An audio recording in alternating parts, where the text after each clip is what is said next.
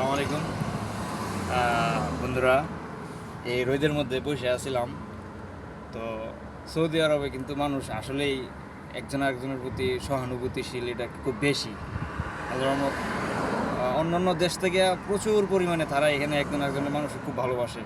তো আমরা দুইজন মানুষ এখানে বসে রয়েছি। তো একটা ছেলে, তাও বয়স বেশি বয়স না, মনে হয় আমাদের মতো একটা ছেলে। এই যে দেখেন, আমরা দুজনে, এই যে দেখেন, এই যে দুজনে একটা করে দিছে আপনার, এই যে রুটির মতো এগুলো এখানে সৌদি আরব এগুলোকে বলে লুজিন, ঠিক আছে। আর এই যে একটা করে জুস দিছে, আর এক বোতল করে পানি দিয়ে গেছে, আলহামদুলিল্লাহ। তো এরকম কিন্তু সচরাচরই দেখা যায়, প্রায় সময় আমরা কিন্তু এরকম পাই। তবে আজকে ওর কাছ থেকে পাই, আমার কাছে খুব ভালো লাগছে, কারণ ওর বয়স কিন্তু বেশি না, এরকমই 16-17 বছর বয়সের ছেলেটা।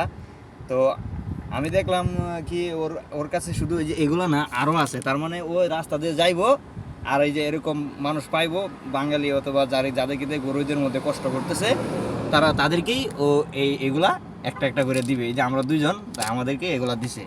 আলহামদুলিল্লাহ, ধন্যবাদ সবাইকে।